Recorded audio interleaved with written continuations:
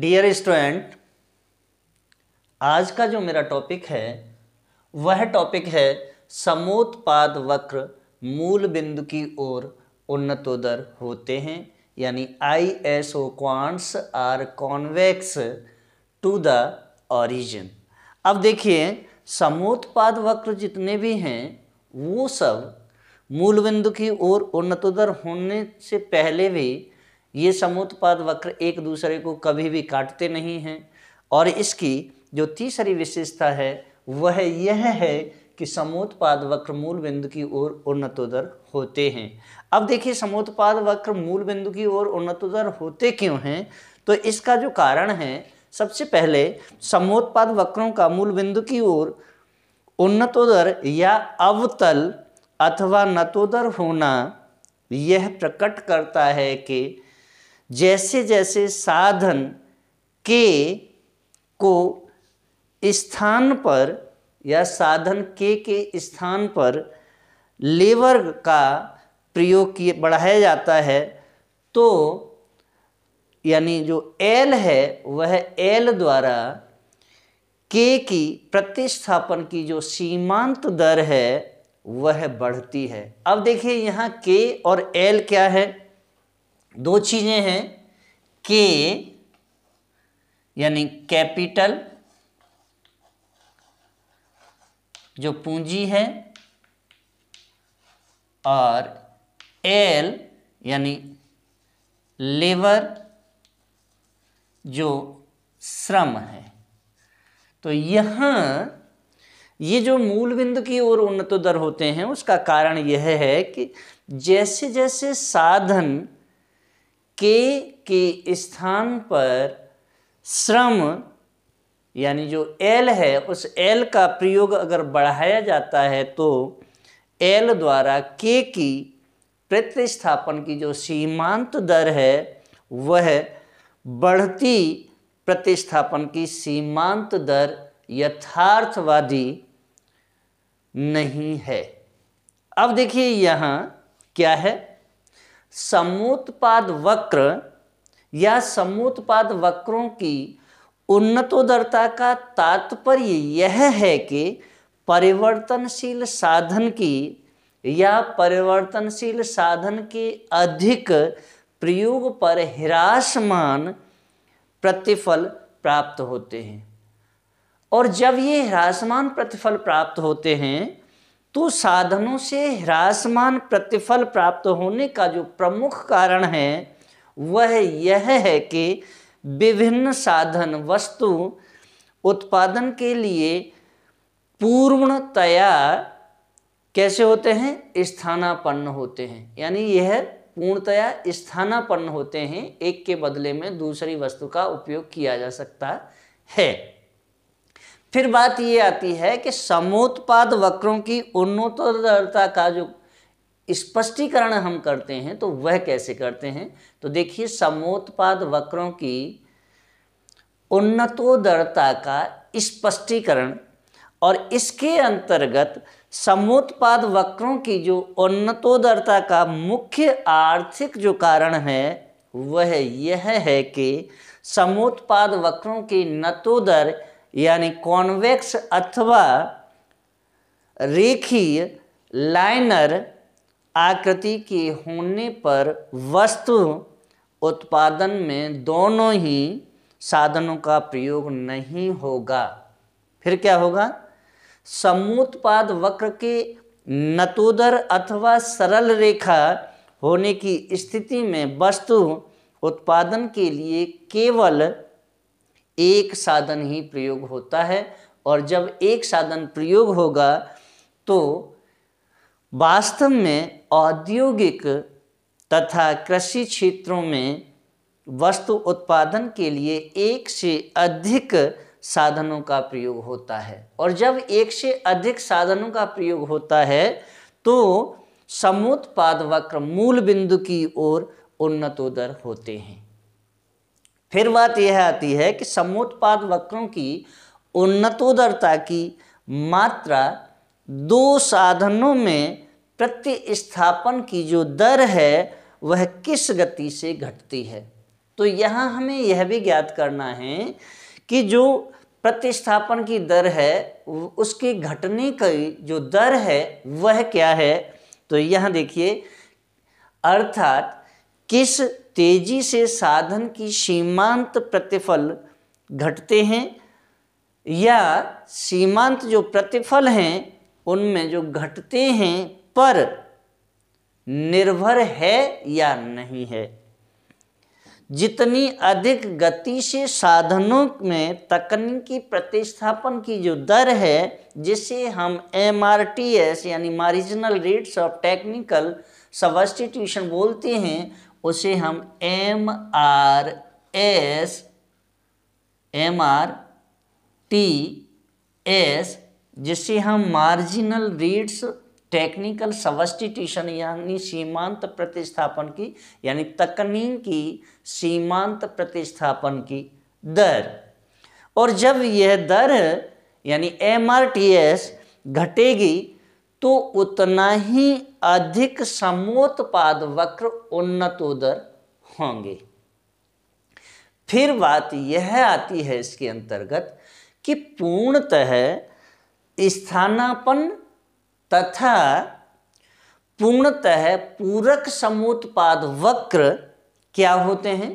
तो देखिए, अब यहाँ एक चीज और आ जाती है कि पूर्णतः स्थानापन्न तथा पूर्णतः पूरक समोत्पाद वक्र यानी जिसे हम ISO quants of perfect substitution and complements बोलते हैं।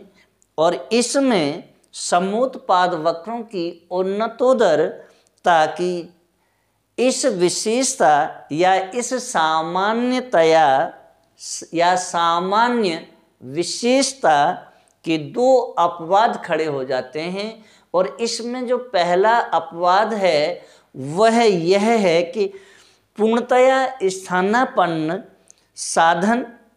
फिर दूसरा अपवाद इसके अंतर्गत यह है कि पूर्णतया पूरक साधन हैं या नहीं हैं। तो दो यहाँ पॉइंट हैं और सबसे पहले जो पहला पॉइंट है वह यह है कि पूर्णतया स्थानापन्न साधन क्या है। तो देखिए, पूर्णतया स्थानापन्न साधन को देखते हैं। जो अपवाद है उसमें जब दो साधन क्या है एक दूसरे के पूर्णतया स्थानापन्न होते हैं तो वे एक दूसरे के स्थान पर बिल्कुल अच्छी तरह से क्या होगा प्रयोग हो सकते हैं।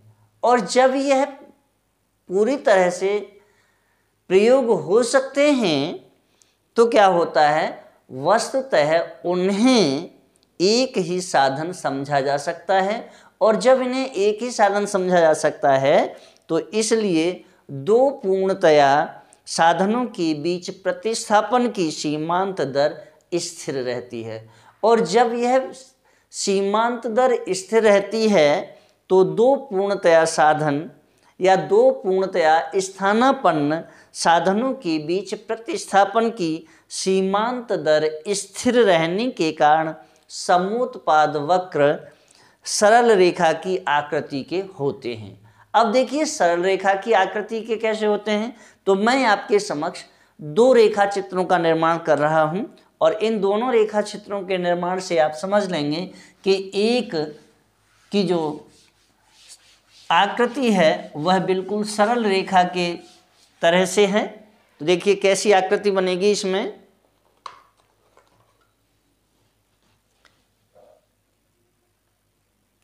दो मैं आपके समक्ष रेखा चित्र बना रहा हूं।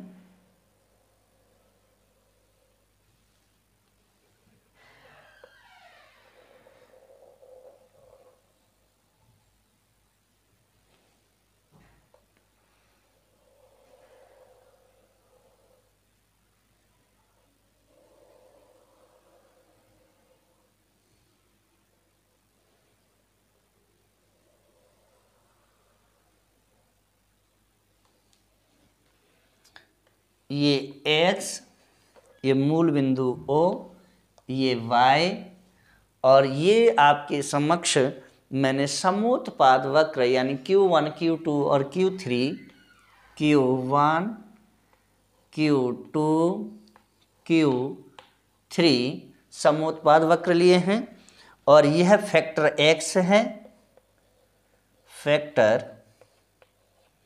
x और फैक्टर y। नेक्स्ट आपके समक्ष जो रेखा चित्र का निर्माण कर रहा हूं,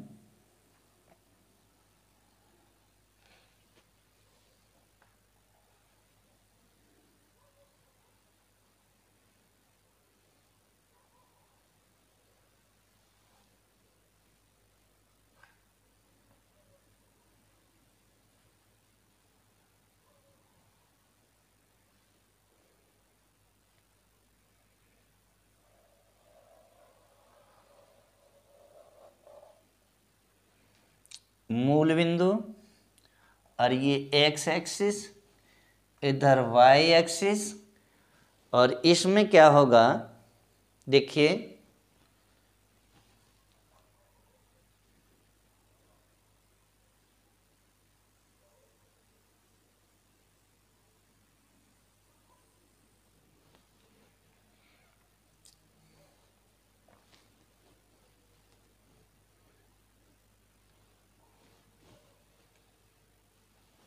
यहाँ दूसरे कलर का ले लेता हूँ। देखिए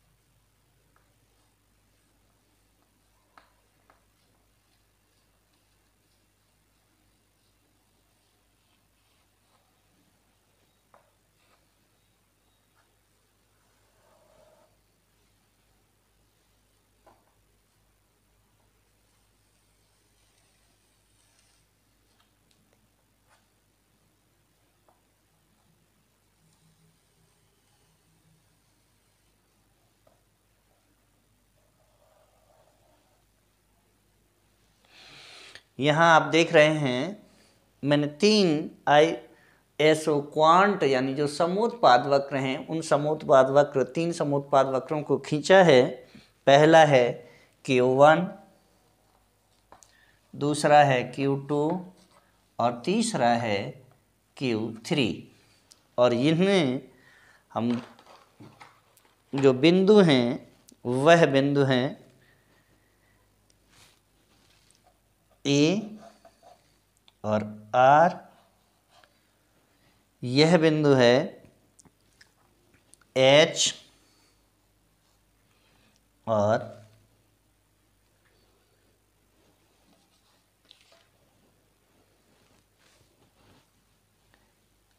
S, और ये है B।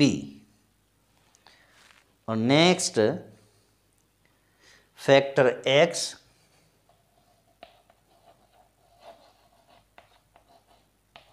और फैक्टर Y, और ये वाला जो प्रतिस्थापन पूर्णतया पूरक साधन के लिए है,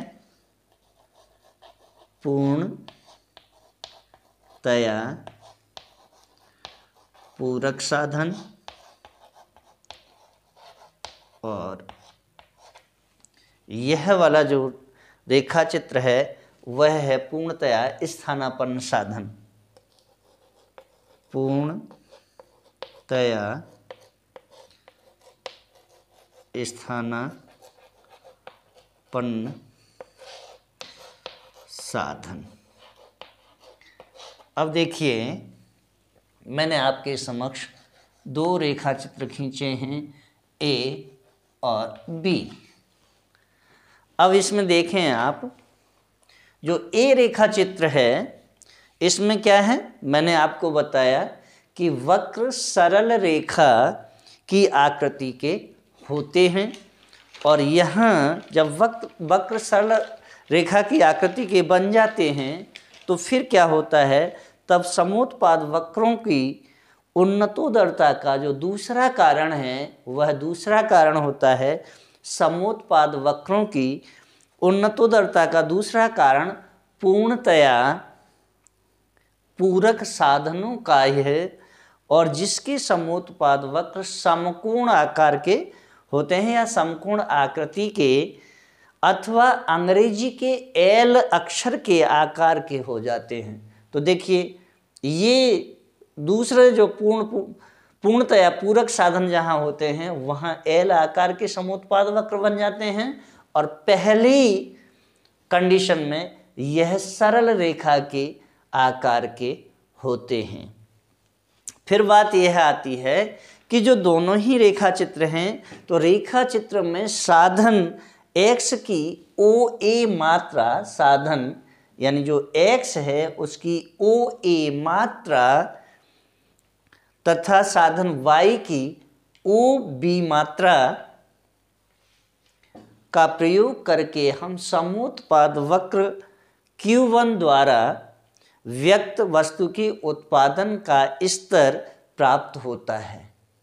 उसी तरह से वस्तु x की ओ आर मात्रा तथा वस्तु y की ओ एस मात्रा से दूसरा हमें समोत्पाद वक्र प्राप्त हो जाता है। नेक्स्ट भी इसी तरह से निकालेंगे, और इस तरह से आगे क्या होता है, इस दशा में एक साधन में वृद्धि दूसरे साधन में आनुपातिक वृद्धि के बिना उत्पादन में वृद्धि संभव नहीं होती है। और जब ये वृद्धि संभव नहीं होती है तो क्या होता है, यही कारण है कि समोत्पाद वक्र समकोण की आकृति का होता है।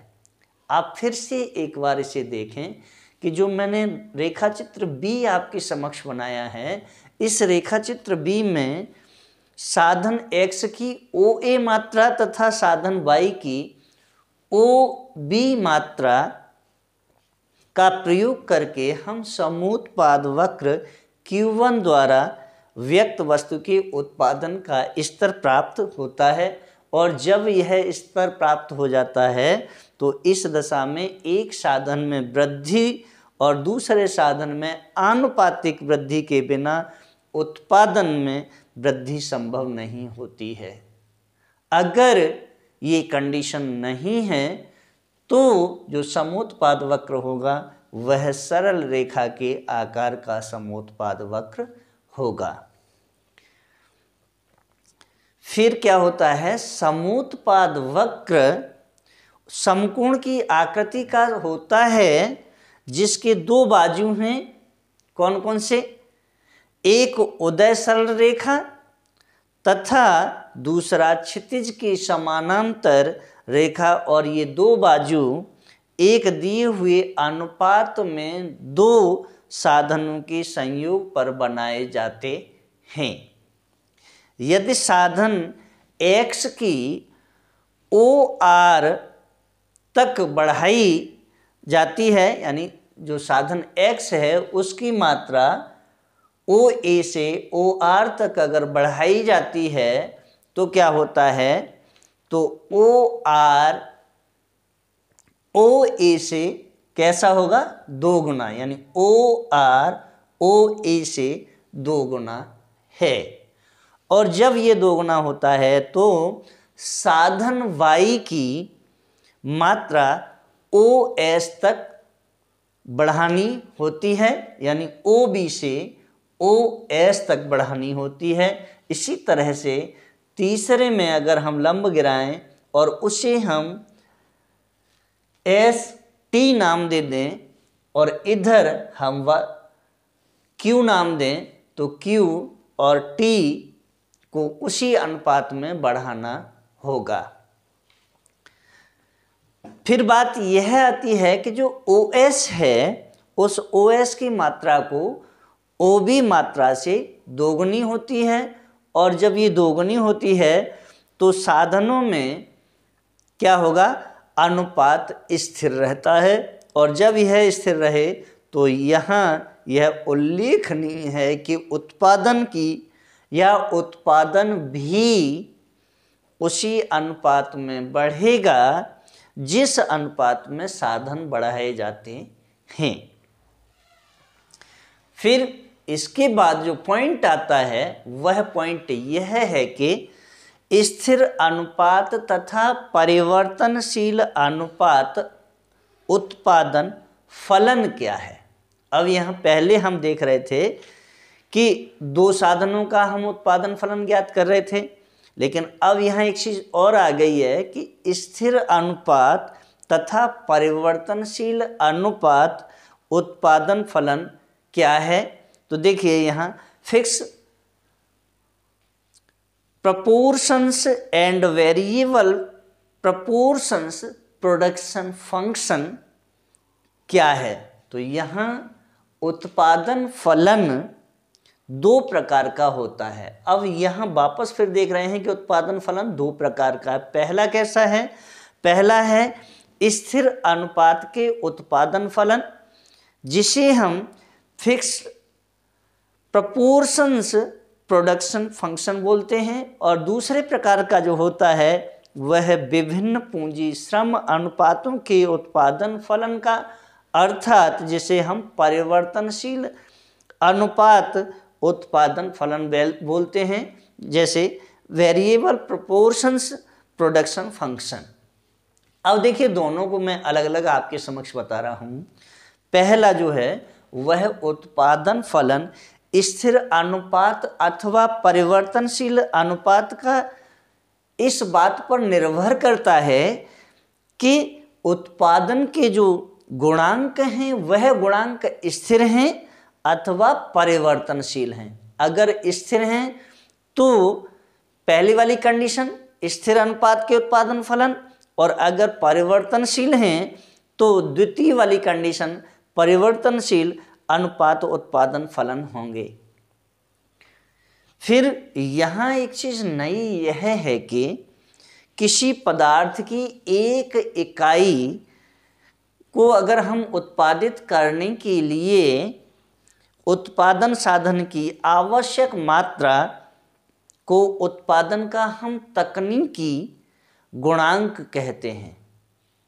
आप फिर एक बार सुने, किसी पदार्थ की एक इकाई उत्पादित करने के लिए उत्पादन साधन की जो आवश्यक मात्रा है उस मात्रा को उत्पादन का हम तकनीकी गुणांक कहते हैं।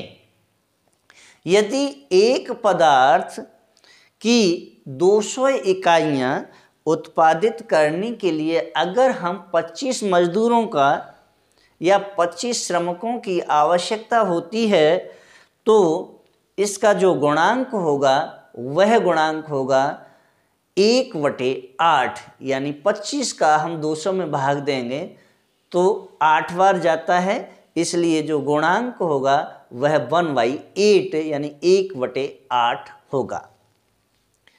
श्रम का जो तकनीकी गुणांक है वह 1/8 है, और यदि उत्पादन का हम तकनीकी गुणांक स्थिर है तो पदार्थ की एक इकाई उत्पादित करने के लिए जो श्रम की 1/8 इकाई अवश्य प्रयोग की जाएंगी तथा इसकी यह मात्रा किसी अन्य साधन के अधिक प्रयोग से कम नहीं की जा सकती है। क्यों नहीं की जा सकती है? क्योंकि स्थिर अनुपात उत्पादन फलन की दशा में किसी वस्तु के उत्पादन के लिए विभिन्न साधन जैसे श्रम व पूंजी को एक निश्चित एवं स्थिर अनुपात में प्रयोग करना आवश्यक होता है।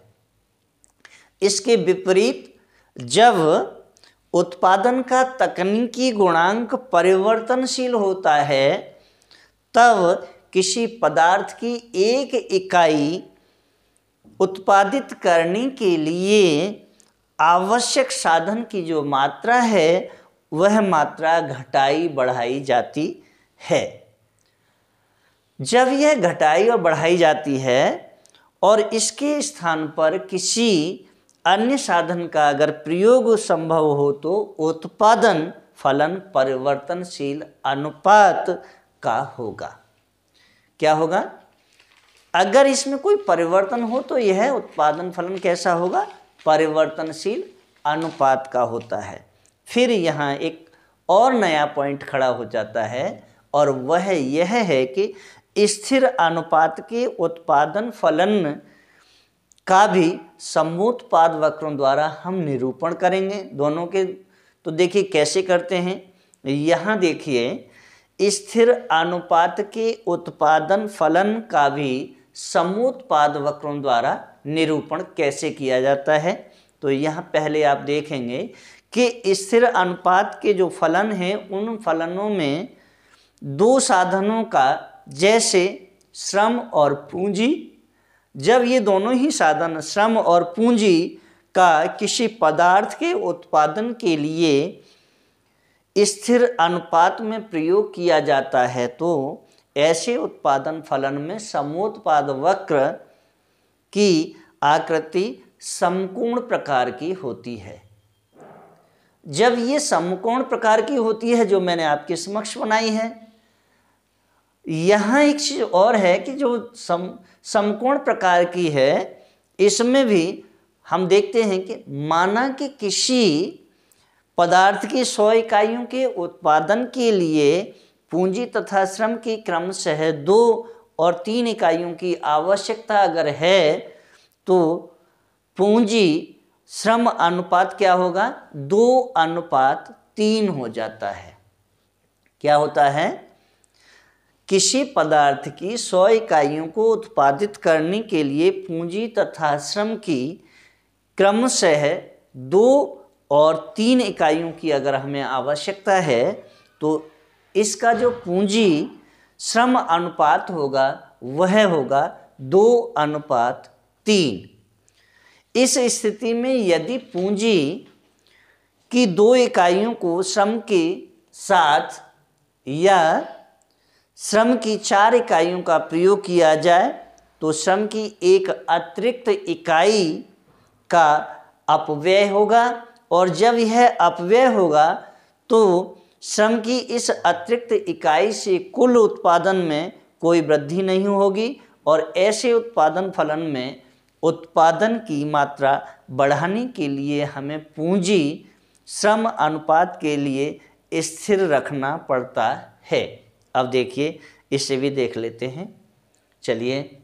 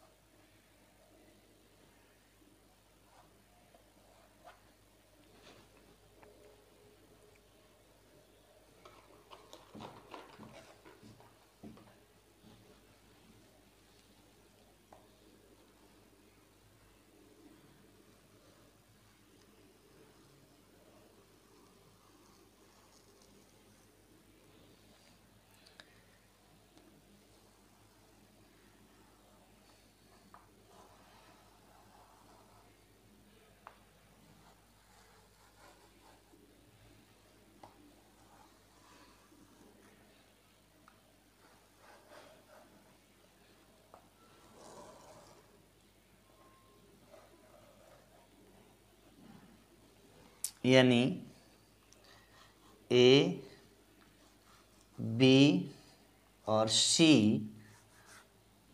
ये 3 बिंदु हैं, ए, बी, सी।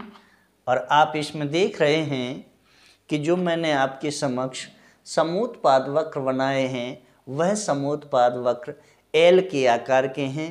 मान लीजिए अगर किसी भी वस्तु की उत्पादन करने के लिए श्रम और पूंजी की जो इकाइयां हैं वह इकाइयां 2:3 की हैं, तो श्रम की अगर 3 इकाइयों को प्रयोग करते हैं तो पूंजी की 2 इकाइयों का प्रयोग किया जाता है। अगर हम श्रम की 4 इकाइयों का प्रयोग करें और पूंजी की 2 इकाइयों का प्रयोग करें तो जो 1 इकाई है उस इकाई का अपव्यय होगा।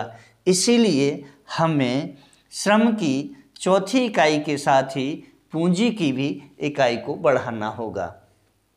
नेक्स्ट इसमें क्या है कि जो मैंने आपके समक्ष रेखा चित्र बनाया है, इस रेखा चित्र में स्थिर अनुपात के उत्पादन फलन का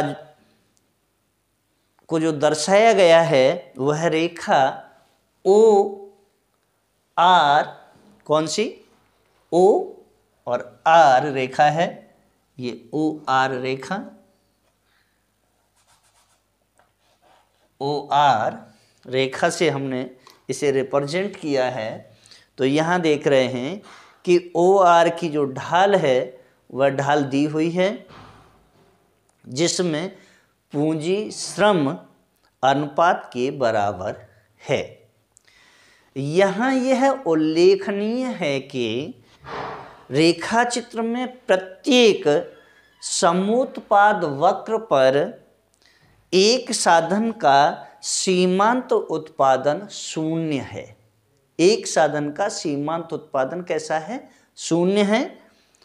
यदि 200 इकाइयों के समोत्पाद वक्र के बिंदु B पर उत्पादन हो रहा है, ये मान लीजिए 100 है, ये 200, ये 300 मान लिया जाए, तो देखिए 200 इकाइयों के समोत्पाद वक्र के लिए, चलिए मैं इसे 100, 200, 300 लिख देता हूँ।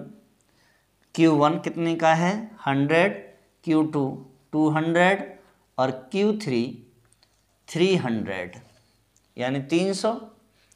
तो यहाँ देखिए जो समोत्पाद वक्र है उसमें क्या है, 200 इकाइयों के समोत्पाद वक्र के बिंदु B पर उत्पादन अगर हो रहा है तो पूंजी की 4 इकाइयों के साथ श्रम की हमें 6 इकाइयों से अधिक इकाइयां प्रयोग की जाएं तो फिर क्या होगा, कुल उत्पादन में कोई वृद्धि नहीं होगी। और जब कुल उत्पादन में कोई वृद्धि नहीं होती है अर्थात श्रम की जो इकाई है उसका यहाँ अपव्यय हो रहा है। श्रम का सीमांत उत्पादन क्या हो जाता है, उस जगह पर शून्य हो जाता है। और जब यह शून्य होता है तो इसी प्रकार यदि श्रम की मात्रा 6 के बराबर स्थिर रखी जाए तो पूंजी की जो मात्रा है वह 4 इकाइयों से अधिक बढ़ाई जाए तो भी उत्पादन में कोई वृद्धि नहीं होगी। फिर क्या होगा, दोनों ही साधनों को एक ही अनुपात में बढ़ाना होगा। जब हम एक अनुपात में बढ़ाएंगे तभी उत्पादन में भी वृद्धि होगी, अन्यथा की स्थिति में वृद्धि नहीं होगी। फिर वास्तविक जगत में यहाँ एक चीज़ और क्रिएट हो जाती है कि साधनों के एक स्थिर अनुपात की उत्पादन फलन की जो बजाय किसी वस्तु के उत्पादन के लिए स्थिर अनुपात की अनेक उत्पादन प्रक्रियाएं हैं। और जब ये स्थिर अनुपात की अनेक उत्पादन प्रक्रियाएं हैं तो प्रक्रियाएं तो उपलब्ध होती ही हैं जिनमें प्रत्येक उत्पादन प्रक्रिया में क्या होता है, साधनों में अनुपात स्थिर रहता है। जबकि प्रत्येक उत्पादन प्रक्रिया में साधनों में अनुपात स्थिर रहता है और साधनों का परस्पर प्रतिस्थापन संभव नहीं होता, किंतु विभिन्न उत्पादन प्रक्रिया में भिन्न भिन्न साधन अनुपात आवश्यक होते हैं। जब ये भिन्न भिन्न साधन अनुपात आवश्यक होते हैं तो फिर क्या होता है, यहाँ एक वस्तु का ऐसा उत्पादन फलन जिसमें 4 उत्पादन अगर प्रक्रियाएं हैं तो उसका हम विश्लेषण कैसे करते हैं, तो देखिए यहाँ 4 प्रक्रियाओं का भी हम विश्लेषण करेंगे और उसके लिए मैं आपके समक्ष दूसरा नया रेखा चित्र का निर्माण कर रहा हूं, उसे आप देखेंगे।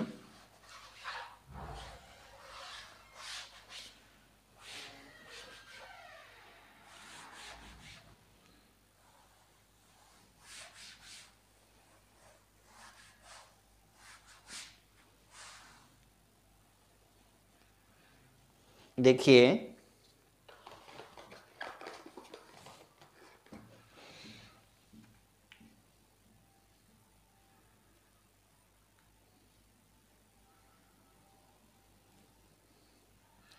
मूल बिंदु O और ये एक्स एक्सिस। अब यहां देख रहे हैं 4 हम साधनों को ले रहे हैं, यानी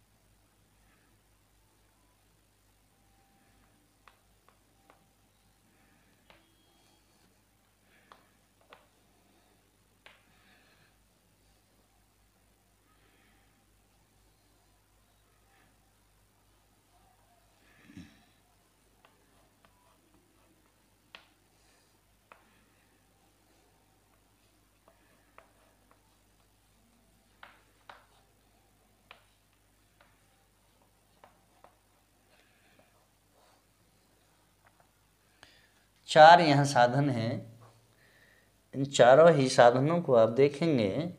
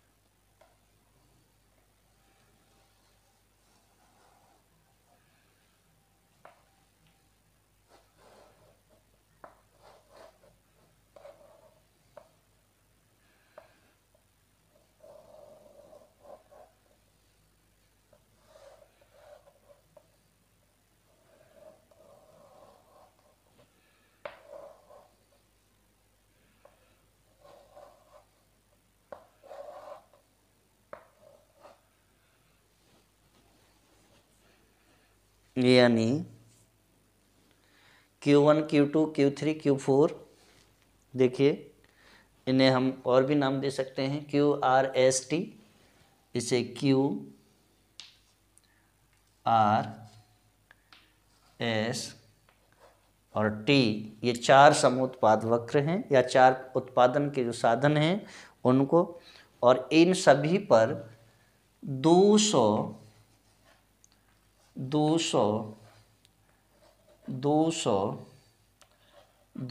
इकाइयों का उत्पादन हो रहा है। यहाँ आप एक चीज़ ये देख रहे हैं कि मैंने आपके समक्ष जो 4 उत्पादन के जो साधन लिए हैं, इन सभी 4 साधनों पर हमने 200 उत्पादन का इकाइयों का उत्पादन किया है। लेकिन फिर क्या होता है जब ये स्थिति यहाँ बनती है, तो देखिए इस पर मैंने दिखाया है लेबर यानी श्रम एक्स एक्सिस पर, और वाई एक्सिस पर कैपिटल यानी पूंजी, ये वाई एक्सिस पर पूंजी है। और ये जो मैंने आपके समक्ष बनाया है, यह रेखा चित्र भिन्न भिन्न साधनों के लिए बनाया है, जिसे हम विभिन्न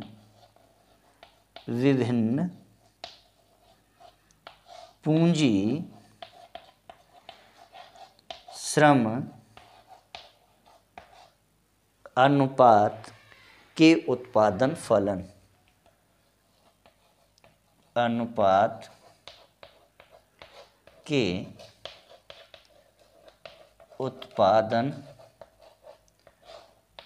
है। अब देखिए क्या है, यह समझना है।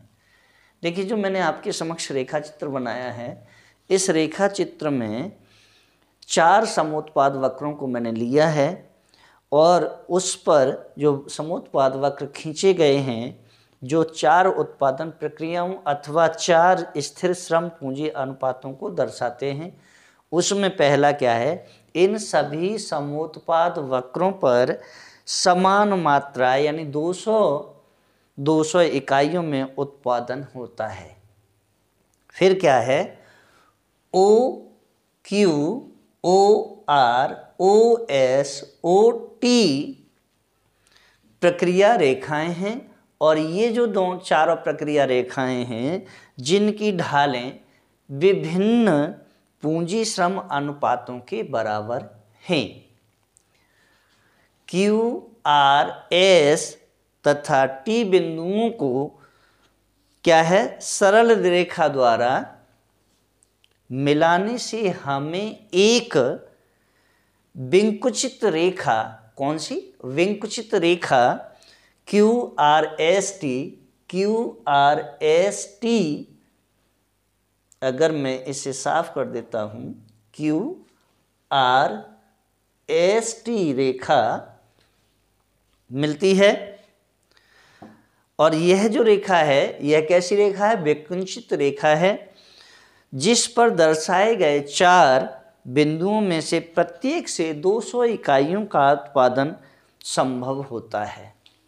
जब ये 200 इकाइयों का उत्पादन संभव होता है तो फिर क्या होता है, तब विकुंचित रेखा क्यू आर एस टी, कौन सी क्यू आर एस टी जो विकुंचित रेखा है, यह सामान्य समोत्पाद वक्र जैसी होती है, किंतु इन दोनों में एक महत्वपूर्ण अंतर यह है कि जबकि सामान्य समोत्पाद वक्र के प्रत्येक बिंदु के अनुरूप साधन संयोग वास्तव में संभव होता है, जिससे प्रत्यक्ष रूप से एक निश्चित मात्रा का उत्पादन हो सकता है। परंतु विकुंचित रेखा क्यू आर एस टी में क्या है, क्यू आर एस टी पर स्थित प्रत्येक बिंदु वास्तविक साधन संयोग जिसमें क्या है, प्रत्यक्ष रूप से उत्पादन करना संभव हो सके को व्यक्त नहीं करता है। अतएव विकुंचित रेखा Q तथा R तथा S और S तथा T के मध्य जो साधन हैं, उन साधनों के संयोग स्थित हैं। उनसे वास्तविक रूप से वस्तु की 200 इकाइयों का उत्पादन नहीं हो सकता है, क्योंकि मान्यता है कि वस्तु के उत्पादन के लिए केवल 4 उत्पादन प्रक्रियाओं की या 4 प्रक्रियाएं ही उपलब्ध हैं और उनके अनुरूप वस्तु की 200 इकाइयां उत्पादित करने के लिए जो साधन हैं वह QRST हैं। किंतु यह ध्यान देने योग्य बात यह है कि इसमें क्या है, Q तथा R तथा S तथा T के मध्य स्थित किसी भी बिंदु के अनुसार ही उत्पादन प्रक्रिया को मिलाकर साधन अनुपात प्राप्त किया जा सकता है। अर्थात वस्तु की कुछ मात्रा को प्रक्रिया Q द्वारा तथा R द्वारा, S द्वारा, T द्वारा तथा कुछ मात्रा को R द्वारा, S द्वारा T द्वारा उत्पादित करके इच्छित साधन अनुपात प्राप्त हो सकता है। और इसके साथ ही अगर आपको मेरा वीडियो अच्छा लगा हो तो वीडियो को लाइक करें, शेयर करें, कमेंट करें, बेल आइकॉन का बटन अवश्य ही दबाएं, साथ ही सब्सक्राइब करना ना भूलें। धन्यवाद।